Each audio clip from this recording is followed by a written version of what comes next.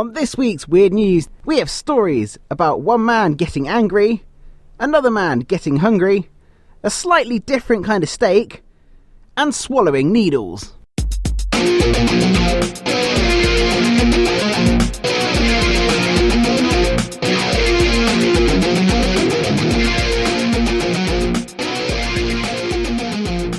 And now, it's time for this week's Weird News with Daniel Bryan. Welcome along to everyone for this week's Weird News, episode 13. Here we are in the middle of a 3-day weekend here in the UK, so hopefully our listeners in the UK are enjoying some extra time off. I've been putting the finishing touches to my fence, and it's about done now. I've trimmed down the posts and put all the post caps on. But for fear of making this into a DIY podcast, let's get on with some weird news. On our 12th show last week, our first story was about a man who sneezed and part of a childhood toy fired out of his nose that had been in there for 44 years. Story 2 was about one woman who decided to cut bits off her partner's dead ex-girlfriend in a frenzied attack on her while she lay in her coffin. Story 3 was about a small boy who loved to feed the local ducks, but one day last week, the gardener decided to plough the ducks down with his lawnmower. And the final story from last week was about a traffic warden in China who attacked another woman with a hammer because she crossed the road when she shouldn't. Also, last week on TWWN Music, we brought you James Bell with his phenomenal song Saving the Best Till Last. You can also listen back to that on our website. Stay tuned later for more TWWN music. If you missed any of these stories, or want to hear James's song again, listen back to our previous episodes on the website, on iTunes, YouTube, the Player FM app for Android phones, and any other podcast feed you want to use. After today's stories, you'll have a chance to get in contact with the show with your views and comments, and these will be featured on next week's show. Contact details will be given later on.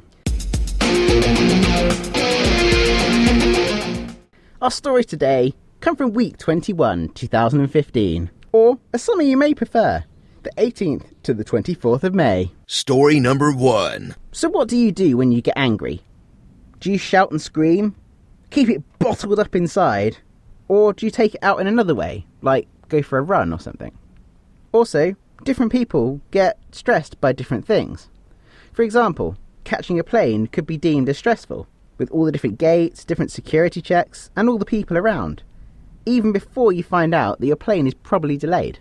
Well, this week, one traveller got stressed and angry while in Charlotte Douglas International Airport in North Carolina. The man was trying to board a plane to Jamaica when he was told the plane was overbooked and that he would not be able to get on. His initial response was fairly normal. He got angry, started shouting at the lady at the desk. This, however, proved rather unfruitful for the man. So there was only one alternative. The man started taking all his clothes off. What else did you expect him to have done? The man was soon fully naked and standing there at the desk in the middle of this airport, still shouting at the lady to let him on the plane. As you can imagine, she then called security, and they soon took the man away in handcuffs, still completely naked. But by this time, however, numerous people around him in the airport were using their mobile phones to take pictures of him. So now, naked pictures of him are all over the internet and social media. Quite what the man thought that stripping off would achieve, I'm not quite sure. Maybe he thought the lady would be somehow embarrassed and not want to cause a scene and just let him on the plane. Either way, I guess we'll never fully know. The police have said that the man is facing no charges for his exhibitionist incident and that they have given him a stern talking to. So next time someone winds you up, or you get angry, are you going to strip off and see how far it gets you? Story number 2. Off we go again to China for this next one, where one man has attracted attention to himself by taking regular trips into the women's toilet in a shopping centre. But he doesn't need the loo, and the men's wasn't out of order. He also wasn't spying on the women or doing anything he shouldn't be with them. So what does he do in there, and why does it mean he goes in there twice a day? Once in the morning, between 8 and 10, and once in the afternoon, around gone 3. Brace yourselves. Well, this man sneaks into the women's loos to eat faeces. Female faeces. Reports are that the man has been doing this for about 8 years. The first thing I thought was, why does no one in China ever flush the toilet? But the story goes on to say that he would wait in the cubicle next to the woman and then walk in on them before they've had the chance to flush the loo. Then, shocked obviously by a random man appearing in your toilet while you're doing that intimate thing, they leave.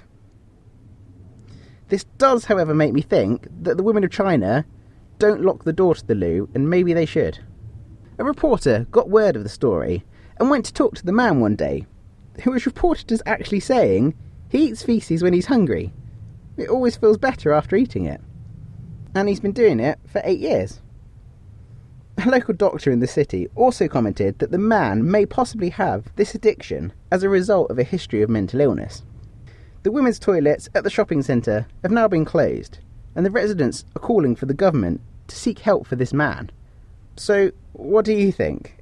Is this completely barking mad, or could you understand where he gets this addiction from? And then, whatever started it to begin with? What makes you think, you know what I'm going to do today? I'm going to eat faeces. But I'm not an animal, you know, I don't want any faeces, I just want female faeces. Get in touch with your views. You can become part of this week's Weird News. This section of the show could be dedicated to you. Sponsor the show and we can fill this section with a tailor-made advert just for you. Reach your audience in a different way with the power of a podcast. We are open to your ideas, so get in touch at thisweeksweirdnews@gmail.com. Get on board with us now as our listeners grow and we can reach more and more subscribers together. Story number 3. A restaurant in Nigeria has been shut down, but not because of their food hygiene or that they were not making any money. Instead, it was because of what they were serving. Visitors at the hotel notified police as there was rumours that human flesh was being served in the restaurant. When police raided the place, they were horrified as to what they found. There were human heads still bleeding, stored out back, and some human flesh was actually being served when they got there. During the raid, they also found automatic weapons. So what were these for? Were they for when they go shopping for their meat? Locals were suspicious of the place, when often strange-looking people would come and go, and they were classed as never cleanly dressed, which I guess somehow relates to them selling human meat? I don't know. A local priest recently ate at the restaurant and was presented with a large bill for around £2.20, which, you know, doesn't seem expensive. But when you consider people there generally live on less than 60p a day, you can see why it might seem expensive. When he questioned the price, he was told it was due to a small piece of meat he had eaten, and it had added to the total of the bill. I guess he then paid it and carried on. Police are believed to have arrested 10 people in connection with this case. However, in a turn of affairs, the police have since denied that they have shut down a restaurant selling human flesh. So what's happened here? Did some of the people get to the police and now it's being covered up? Or is there even more to it than that? How would you feel if you'd known that you were served human meat in a restaurant? Would you be willing to try it? Are you curious, or do you think it's just downright weird? Story number 4. Are you scared or terrified of injections? Do you go your whole life trying to avoid them? I know I do. I don't like them at all. Well, scientists have found the answer. But then again, you might not actually like the alternative they've come up with. Scientists have come up with a pill that you can swallow. So good so far? When the pill gets into your gut, the coating on it dissolves to reveal what's inside. Inside is a stainless steel capsule that contains the vaccine or injection that you require. So, how does it go from inside this little capsule into your bloodstream? Well, this little tiny capsule, it's covered in little tiny needles. When the coating's dissolved, these needles are revealed that can then pierce into your gut and deliver the injection. So who fancies swallowing a pill covered with little needles?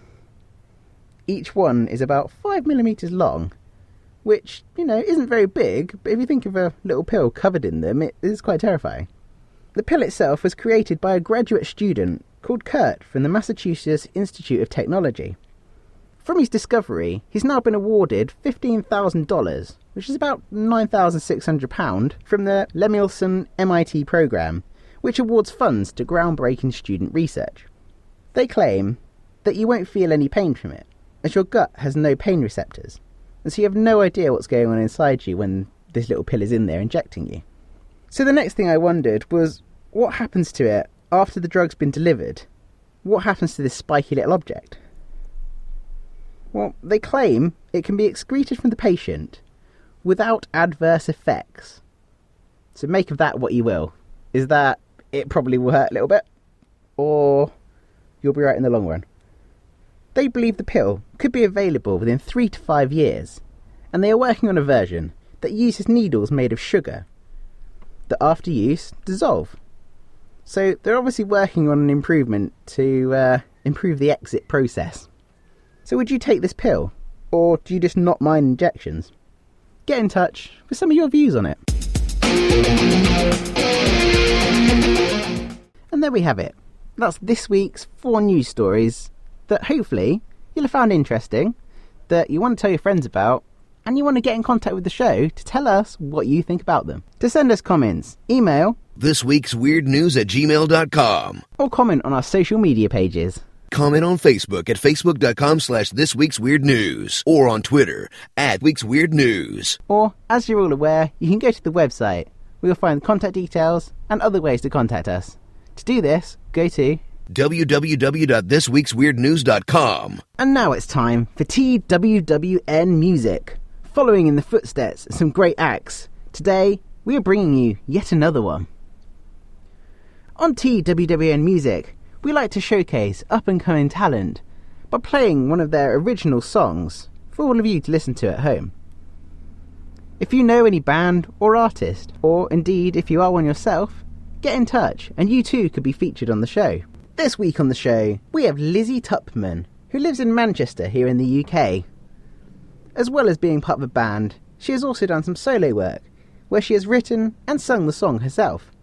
Today, featured is one of her solo numbers, that I'm sure you will agree is beautifully sung and has some good guitar work on it as well.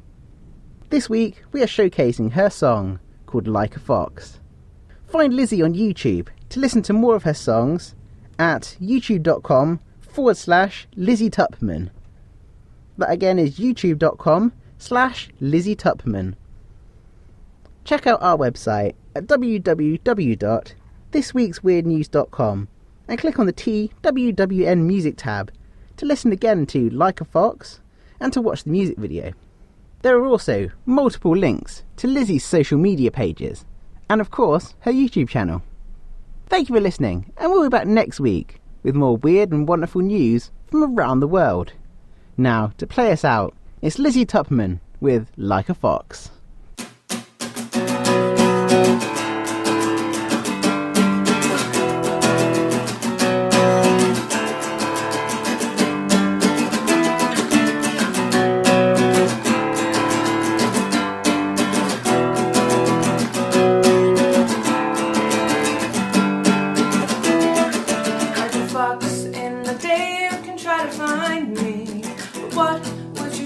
Watching from afar, hiding away. Is it all a dream? Could I maybe stay close enough to see, but not nearly close enough to play these games? Call it life, call it the way it has to be, and always has been. Say it's me, say it's strange, saying all these terrible things. Would it be nice to turn off the lights and see you scrambling for the nearest thing to hold on to? Would you then see the truth? Would it be nice to turn off the lights and see you scrambling for the nearest thing to hold on to? Would you then see the truth?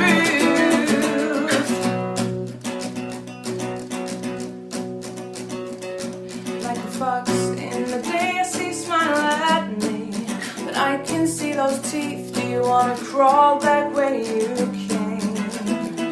Would it be oh so wrong to just speak the truth, but not go out of my way just to hurt you? Call it life, call it the way it has to be and always has been. Say it's me, say it's strange, saying only terrible things. Would it be nice to turn off the lights and see you scrambling for the nearest thing to hold on to? Would you then see the truth? Would it be nice to turn off the lights and see you scrambling for the nearest thing to hold on to? Would you then see the truth?